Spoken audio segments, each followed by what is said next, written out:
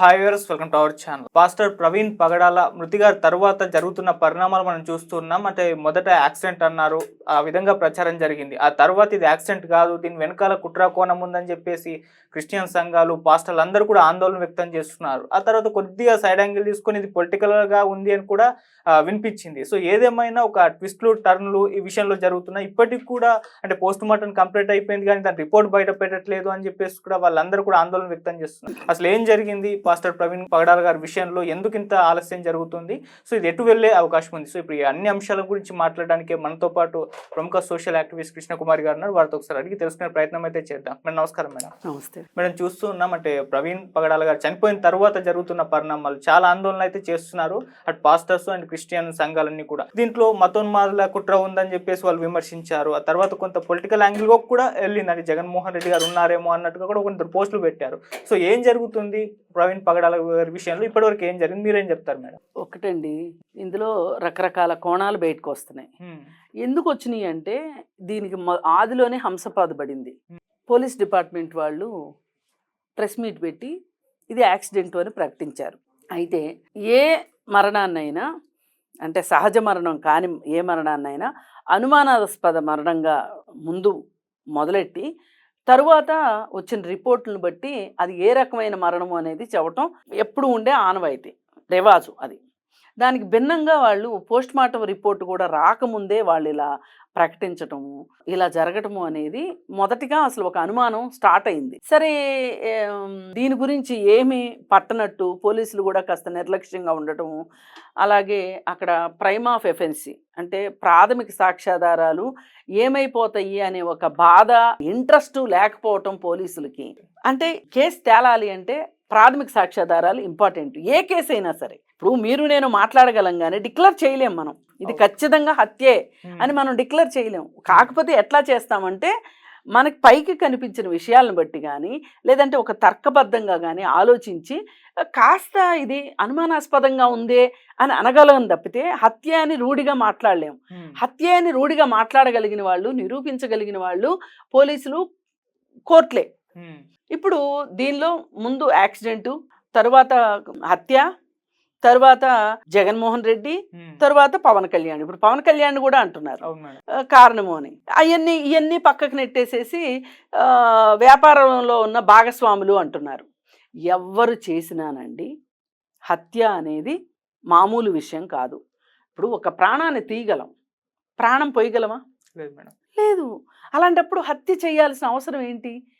ఏదైనా తేల్చుకోవాలి అంటే వాద సంవాదాల్లో తేల్చుకోవాలి, లేదు భాగస్వాముల మధ్యలో పేచీలు వస్తే కూడా కూర్చుని మాట్లాడుకోవాలి. అది తేలకపోతే కోర్టులో కేసులు వేసుకోవాల్సింది తప్పితే చంపుకుంటే ఏమొస్తుంది? ఇది అన్యాయం కదా చంపటం అనేది. పైగా ఇక్కడ ఇతను ఒక మతానికి సంబంధించిన మత ప్రబోధకుడుగా ఉన్నాడు కాబట్టి వేరే మతం వాళ్ళ పట్ల కొన్ని సందర్భాల్లో వాళ్ళు అనుచితంగా మాట్లాడారని వీళ్ళు అనుచితంగా మాట్లాడడం, వీళ్ళు మాట్లాడారని వాళ్ళు మాట్లాడడము, అట్లాంటి యుద్ధాలే జరుగుతున్నాయి ఈ మధ్య కాలంలో.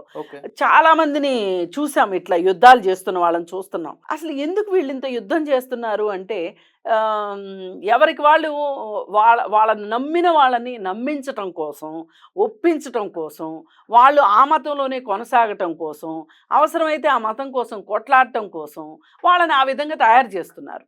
ఇది ఏ మతం వాళ్ళు చేసినా తప్పే. మత విశ్వాసం వేరు, మత మూఢత్వం వేరు.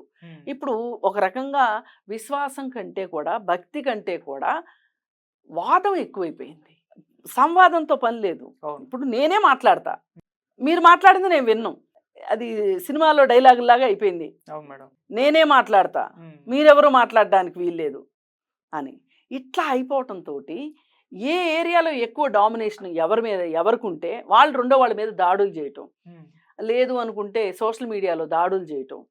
ఇప్పుడు క్రిస్టియన్ మతానికి సంబంధించి ఆచరించే వాళ్ళని ఎన్ని రకాలుగా వాళ్ళని గొర్రెలని, అదని ఇదని, కిరిస్తానీలని, ఇలా రకరకాల పేర్లు పెట్టి రకరకాలుగా మాట్లాడి ఒక రకంగా వాళ్ళని, మనం కొంతమంది అయితే బలహీన మనస్కులైతే అసలు ఈ మతంలోకి మనం ఎందుకు వచ్చాము అని బాధపడేలాగా చేస్తున్నారు. అలాగే ఈ మత ప్రచారకులను కూడా ఈ విధంగా ఆత్మవిశ్వాసం దెబ్బతినేలాగా చేస్తున్నారు. అయితే వీళ్ళందరిలోకి కొంచెం విలక్షణమైన వ్యక్తి పగడాల ప్రవీణ్. ఇతను బాగా చదువుకున్నాడు, ఉన్నత చదువులు చదువుకున్నాడు, అలాగే చాలా భాషలు వచ్చు అతనికి, అన్ని రకాల గ్రంథాలు చదివాడు. అన్ని రకాల గ్రంథాలు చదవడం వల్ల ఇప్పుడు నేను ఒక మతాన్ని విమర్శించాలనుకోండి, ఆ మతంలో ఏముందో నాకు తెలిస్తేనే నేను విమర్శించగలుగుతాను.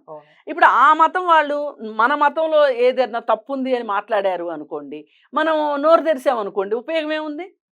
ఇప్పుడు చాలామంది పరిస్థితి అదే. వాళ్ళ మతంలో కూడా అక్కడక్కడక్కడక్కడక్కడ పడికట్టు పదాలు నేర్చుకుంటారు. అలాగే ఎదురు మతాన్ని ఏ విధంగా తిట్టొచ్చో అవి నేర్చుకుంటారు. ఈ రెండు నేర్చుకుని డిబేట్లకు వచ్చేస్తున్నారు. వచ్చేసి వాళ్ళ ఇష్టానికి మాట్లాడుతున్నారు. దానివల్ల మీడియా పరంగా కూడా ఉత్కంఠత ఎక్కువైపోయింది, ఉద్రేకాలు ఎక్కువైపోయినాయి. అసలు చూస్తే అక్కడ ఒక పరిస్థితి చూస్తే గనక అసలు వీళ్ళు కొట్టేసుకుంటారా, ఇక్కడే గొంతులు బిసికేసుకుంటారా అనేటట్లు తయారైపోయింది. ఇది మత ప్రచారం వెర్రితలలు వేసినప్పుడు ఇట్లాంటివి జరుగుతూ ఉంటాయి. మా మతం గొప్పది అని అనిపించుకోవటం కోసం, మేమే గొప్ప అని అనిపించుకోవటం కోసం చేసే దాడి అన్నమాట ఇది. అలాగే ఈ దేశంలో పుట్టలేదు క్రైస్తవ మతం, ఈ దేశంలో పుట్టలేదు ముస్లిం మతం, కాబట్టి ఈ దేశంలో మీకు హక్కు లేదు అన్నట్టు మాట్లాడుతున్నారు కొంతమంది. ఇది ఎంతవరకు న్యాయం? మనం రాజ్యాంగంలో ఏం రాసుకున్నాం? ఇప్పుడు నేను కోర్టుకెళ్ళి ఈ మతస్థుడు ఈ దేశంలో పుట్టలేదు కాబట్టి ఇతన్ని ఈ దేశం నుంచి గెంటేయండి అని నేనేమన్నా కేసు వేయగలనా? అదే వేరే ఏ దేశస్తులు పౌరులైనా సరే ఒక ఇల్లీగల్ ఇమ్మిగ్రెంట్గా ఉంటే నాకు ఆ హక్కు ఉంది. ఫలానా అతను ఇక్కడ పాస్పోర్ట్ లేదు, ఈ దేశ పౌరుడు కాదు, వేరే దేశం నుంచి వచ్చాడు, ఇక్కడ అసాంఘిక కార్యకలాపాలు చేస్తున్నాడో లేకపోతే ఇంకోటో నేను కంప్లైంట్ ఇవ్వచ్చు. కానీ ఒక క్రిస్టియన్ మీదో ఒక ముస్లిం మీదో నేను ఇవ్వలేను. ఎందుకంటే మన దేశంలో పుట్టిన వాళ్ళు ఏ మతం అన్నా ఆచరివ్వండి, మన దేశస్తులే, భారతీయులే. భారతీయులంతా హిందువులే అనే మాట ఎవరు మాట్లాడినా తప్పు అది. అందుకని మనకి పరమత సహనం కావాలి. పక్క మనిషిని సహించే మనస్తత్వమే మనకు తగ్గిపోతుంది రోజు రోజుకి. ఇంకా పక్క మతాన్ని సహించగలిగే తత్వం పోగొట్టేస్తున్నారు. ఆ సున్నితత్వం పోతుంది. ఇవాళ మనుషులు నేర్చుకోవాల్సింది ఇదే. ఇప్పుడు మనం ఏ మతం అన్నా కానీ ముందైతే మనుషులమా కాదా? మనుషులు అయిన తర్వాతే కదా మతం వచ్చింది. మనుషులంటే ఏంటి? మానవత్వం ఉండాలి కదా, పక్క మనిషిని గౌరవించగలగాలి కదా, పక్క మనిషికి అవసరం అంటే ఆదుకోవాలి కదా, పక్క మనిషి తినలేదు అంటే తిండి పంచుకొని పెట్టాలి కదా, పక్క మనిషికి కన్నీళ్ళు వస్తున్నాయంటే కన్నీళ్లు తొడవగలిగిన మనసు మనకు ఉండాలి కదా.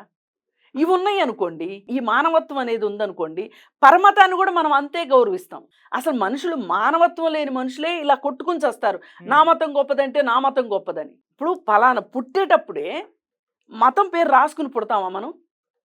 ఏ తల్లిదండ్రులకు పుట్టామో ఆ తల్లిదండ్రులది ఏ మతం అయితే మనది ఆ మతం అవుతుంది. పుట్టిన తర్వాత నాకు కాస్త తెలివితేటలు వచ్చి అసలు ఈ మతాలేంటి, ఈ గోలేంటి, నాకు అక్కర్లేదు, నాకు అసలు ఏ మతము వద్దు అనుకుంటే వద్దనుకునే హక్కు కూడా ఉంది నా దగ్గర.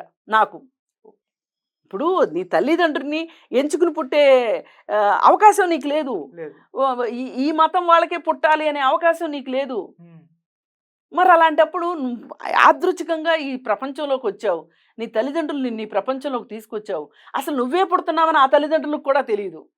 అలాంటి మనము ఇవాళ మనం వచ్చి పుట్టిన తర్వాత ఎవరి పోరాటం వాళ్ళది, ఎవరి ఆరాటం వాళ్ళది, ఎవరి బాధలు వాళ్ళవి, ఎవరి కష్టాలు వాళ్ళవి, అవన్నింటినీ పట్టించుకోకుండా నేను చదువుకోవాలా, చదువుకున్న తర్వాత ఉద్యోగం వస్తుందా నాకు, లేకపోతే వ్యాపారం చేసుకోవాలా, లేకపోతే వ్యవసాయం చేసుకోవాలా, అసలు నేనేంటి, నా బాధ్యతలేంటి, నా బరువులేంటి, నా కర్తవ్యాలేంటి, వీటికి కదా మనం బద్దులం అయి ఉండాలి.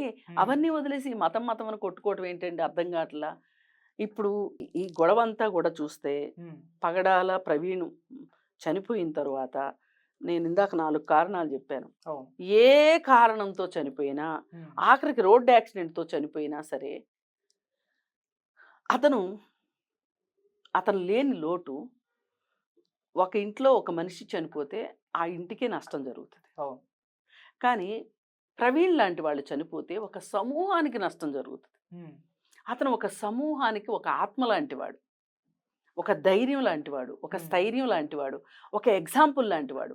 అతను ఈ 4 కారణాల్లో ఏ కారణంతో చనిపోయినా వాళ్ళందరికీ లాసు. భార్య బిడ్డలకి లాసు. అతను కొంతమంది అనాథ పిల్లల్ని చదివిస్తా ఉన్నాడు. వాళ్ళకి లాసు. నేను మతానికి లాస్ అనట్లా. మనుషులకి లాసు. ఒక నమ్మకం లేని, వాళ్ళ మీద వాళ్ళకి ధైర్యం లేని, ఆత్మస్థైర్యం లేని వ్యక్తులకి అతను ఒక ఆత్మ లాంటివాడు. అవును. అతను ఒక ధైర్యాన్ని ఇచ్చాడు వాళ్ళందరికీ. ఒక మనిషి ఎలా ఎదగొచ్చు చూపించాడు అతను. ఎదిగి చూపించాడు. అందరూ పగడాల ప్రవీణులు కానక్కర్లేదు. కానీ వెన్నుముకతోటి నిలబడి వాళ్ళొక ధైర్యంతోటి, ఒక ఆత్మస్థైర్యంతోటి బతకటం అయితే చూపించాడుగా. ఒక ఎగ్జాంపుల్‌గా ఉండి. మరి అతను లేకపోతే వాళ్ళందరూ గదా ఎక్కువ నష్టపోతారు. ఆ లాస్‌ని ఎవరు ఫిల్ చేస్తారు? ఒక మనిషిని చంపటం నిజంగా చంపడమే అంతే గనక చాలా ఈజీ. కానీ వాళ్ళందరి లోటు ఎవరు భర్తీ చేస్తారు చెప్పండి? నిజంగా అవసరం ఆ మనుషులకి అతను. మరి నిజంగా ఆ పేద జనాలకి, దేవుడు ఒక తోడు అనుకునే వ్యక్తులకి, వాళ్ళ బాధలకి, వాళ్ళ కష్టాలకి, వాళ్ళ నిర్వేదానికి ఇక్కడ ఒక ఏమంటాము, ఒక సమాధానం దొరుకుతుంది, ఒక ఓదార్పు లభిస్తుంది అనే ఒక స్థలాన్ని అతను సృష్టించాడు. ఆ స్థలానికి రేపటి నుంచి పగడాల ప్రవీణ్ లేని ఆ ప్లేస్‌కి వాళ్ళొచ్చి, వాళ్ళు ఏమీ అక్కడ ఒక శూన్యం.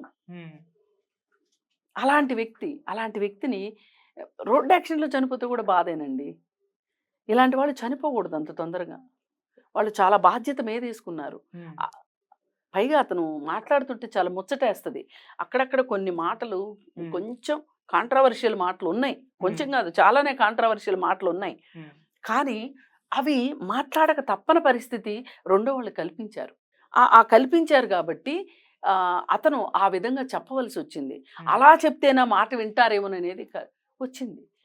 ఏది ఏమైనా సరే ఇవాళ మనం చదువుకోవాలి, నేర్చుకోవాలి, వాదించాలి, తర్కించాలి, సత్యాన్ని బయటికి తీసుకురావాలి.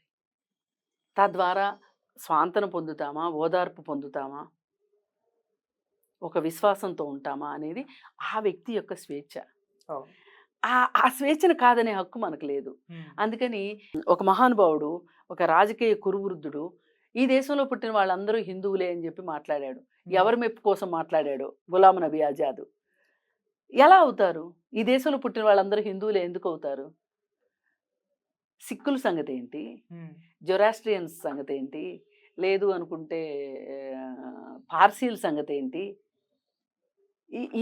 ఈ మతాలన్నిటినీ భారత రాజ్యాంగం గుర్తించింది. మరి వాళ్ళందరి సంగతి ఏంటి? నువ్వు నీ రాజకీయ అవసరాల కోసం, నువ్వు ఎవరినో మెప్పించడం కోసం, నీ ఉనికి కోసం నువ్వు మాట్లాడొచ్చు. కానీ రాజ్యాంగం ఏమైపోతుంది? అసలు నీకంత అవసరం ఏమొచ్చింది? చాలామంది వాళ్ళ అవినీతి చేసి రాజకీయాల్లో బాగా డబ్బులు సంపాదించి మోడీ కన్ను పడకుండా ఉండాలి అంటే మోడీకి నచ్చే విధంగా మాట్లాడడం ఒక ఫ్యాషన్ అయిపోయింది వాళ్ళ. అంటే ఒక బతుకుదెరువు అయిపోయింది వాళ్ళ. ఇలాంటి వాళ్ళ వల్ల మత కల్లోలాలు వస్తున్నాయి. ఇలాంటి వాళ్ళ వల్ల మత విద్వేషాలు వస్తున్నాయి. అసలు నిజమైన శత్రువులు వీళ్ళు ఈ దేశానికి. ఇలా మాట్లాడే వాళ్ళని దేశం దాటించి పంపించేయాలి. నిజమైన దేశద్రోహులు వీళ్ళు. అందుకని ఎవరైనా సరే మతం అనే విషయాన్ని కాస్త జాగ్రత్తగా మాట్లాడాల్సిన అవసరం ఉంది. కోర్స్ అందరి జీవితాల్లో మతం ఉండొచ్చు. కానీ మతం ఎందుకు పనికి రావాలి? ఆత్మ లేని వాళ్ళకి ఆత్మ, విశ్వాసం లేని వాళ్ళకి విశ్వాసం, నమ్మకం లేని వాళ్ళకి నమ్మకం, మనశ్శాంతి లేని వాళ్ళకి మనశ్శాంతి. ఎన్నో బాధలున్నాయి వాళ్ళ ప్రతి మనిషికి. ఆ బాధలతో ప్రయాణం చేస్తూనే భక్తి అనే సాధనం ద్వారా మేము ధైర్యంగా ముందుకెళ్తున్నాము అనుకుంటారు. అది నిజమా ఉట్టిదా? నిజంగా అసలు అట్లాంటిది జరుగుతుందా అంటే చెప్పలేము. కానీ వాళ్ళు నమ్ముతున్నారు కదా, వాళ్ళ నమ్మకాన్ని మనం ఎందుకు కాదనాలి? అందుకని ఏది ఏమైనా ఇందులో రాజకీయాలు వచ్చి చేరినా, వ్యాపారాలు వచ్చి చేరినా, మతం వచ్చి చేరినా, ఏది జరిగినా సరే పగడాల ప్రవీణ్ మరణం మట్టుకు సమాజంలో కొంత భాగానికి చాలా తీరని లోటు. ఇవాళ మన దేశంలో నిజంగా ఇది హత్య అయితే గనక, అది పైగా మతానికి సంబంధించిన హత్య గనక అయితే గనక మన రాజ్యాంగానికి విలువ లేనట్లే. మనది లౌకిక రాజ్యం ఎలా అవుతుంది? పరమసహనం ఏమైనట్టు? అందుకని అలా కాకూడదు అని నేను కోరుకుంటున్నాను. మేడం జనసేన బీజేపీ స్పందించకపోవడానికి కూడా మీరు చెప్పిన రీజన్సే కారణం అనుకోవచ్చా మేడం? అంటే ఇప్పటివరకు పవన్ కళ్యాణ్ గారు స్పందించలేదు అంటే వాళ్ళు పాస్టర్లు కూడా క్వశ్చన్ చేస్తున్నారు. అంతకుముందు ఇక్కడ రంగరాజన్ గారి పైన దాడి జరిగినప్పుడు అంతా కూడా స్పందించేశారు, ఫోన్లు చేశారు, ఆయన దగ్గర విజిట్ చేశారు. అదే ఒక క్రిస్టియానిటీకి చెందిన పాస్టర్ చనిపోతే మాత్రం ఒక్కరి దగ్గర నుంచి కూడా రెస్పాన్స్ రావట్లేదు. అదే ఒకవేళ ఈ ప్లేస్ లో హిందూకి సంబంధించిన వ్యక్తి ఉంటే ఈ పాటికే రెండు రాష్ట్రాలు కూడా దద్దరిల్లిపోయేటి అన్నట్టుగా కూడా వాళ్ళు కూడా మాట్లాడుతున్నారు. మరి దీనిపైన మీ ఒపీనియన్ మేడం? కరెక్టే, వాళ్ళు మాట్లాడింది కరెక్టే. ఇది నిజంగా బాధాకరమైన విషయం. ఇప్పుడు కులోన్మాద హత్యలు జరుగుతున్నాయి. ఇప్పుడు ఇవాళే ఒకటి పెద్దపల్లిలో జరిగింది. రాజకీయ నాయకులు స్పందించట్లా. అసలు రాజకీయ నాయకులు స్పందించాలి కదా, ఎందుకు స్పందించరు వీళ్ళు? అంటే వీళ్ళకి కావాల్సింది ఏంటంటే అక్కడ చనిపోయింది ఓ తక్కువ కులం అతను, అతను చనిపోతే ఏంటి, క్రిస్టియన్ మతం, ఇది మన దేశం మతం కాదు, మన దేశంలో పుట్టలేదు ఈ మతం, ఎక్కడి నుంచో వచ్చింది, ఇలా ఆలోచిస్తున్నారు. మరి అలాంటప్పుడు అమెరికాలో మన దేశం వాళ్ళకి ఏదైనా అన్యాయం జరిగితే మనం ఎందుకు అంత గొంతెత్తి మాట్లాడతాం? మాట్లాడకూడదు కదా. అక్కడ వాళ్ళ దేశం కదా అది, వాళ్ళ దేశంలో వాళ్ళకి నచ్చినట్టు చేస్తారు కదా. ఒక ఇంటర్నేషనల్ ఆమ్నెస్టీ ఎందుకు ఉన్నట్లు, అంతర్జాతీయ మానవ హక్కుల సంఘాలు ఎందుకు ఉన్నట్లు, ఐక్యరాజ్య సమితి ఎందుకు ఉన్నట్లు, మనకి ఏదైనా నష్టం జరిగితే, ఇప్పుడు అంతర్జాతీయంగా ఏదైనా జరిగితే మనం అంతర్జాతీయ కోర్టులకు వెళ్తాం కదా, ఇంటర్నేషనల్ కోర్టుకి వెళ్తాం కదా, మనం ఐక్యరాజ్య సమితిలో పెడతాం కదా. మరి మన దేశంలో జరిగిన దానికి మనం జవాబుదారీ కాకపోతే ఎట్లా? పవన్ కళ్యాణ్ స్పందించకపోవడం 100% తప్పు. ఇక్కడ మామూలుగా అనిత మీద మాట్లాడడానికో, లేకపోతే ఇంకొకళ్ళ మీద తిరుపతిలో లడ్డూల గురించి మాట్లాడడానికో, లేకపోతే అక్కడ ఈవో సరిగా లేడనో మాట్లాడడానికో వచ్చిన నోరు దీన్ని ఖండించడానికి ఎందుకు రావట్లేదు? పైగా ఆయన అంతకుముందు నేను బాప్టిజం తీసుకున్నాను, నేను క్రిస్టియన్ని అని చెప్పాడు. మళ్ళీ మొన్నేమో నేను సనాతనవాదిని, సనాతన్ని అని చెప్పి పెద్ద గొంతేసుకుని అరిశాడు. ఎవరి మెప్పు పొందటానికి? ఇందాక గులాం నబీ ఆజాద్ మాట్లాడిన దానికి ఇప్పుడు వీళ్ళు మాట్లాడిన దానికి వీళ్ళు చేస్తున్న దానికి తేడా ఏముంది చెప్పండి? ఇది రాజకీయం చేయొద్దు అంటున్నా నేను. ఓకే, ఈ రాజకీయం చేస్తే ప్రజలు కొట్టుకు చేస్తారు. ప్రజలు మీకేం పోయింది? మీరు పెద్ద పెద్ద భవంతుల్లో ఉంటారు, మీకు రక్షణ చర్యలు ఉంటాయి, మీకు మిమ్మల్ని కాపాడడానికి పోలీసులు ఉంటారు ప్రజాధనంతో. కానీ మీరు పెట్టిన చిచ్చు ఆరదు కదా.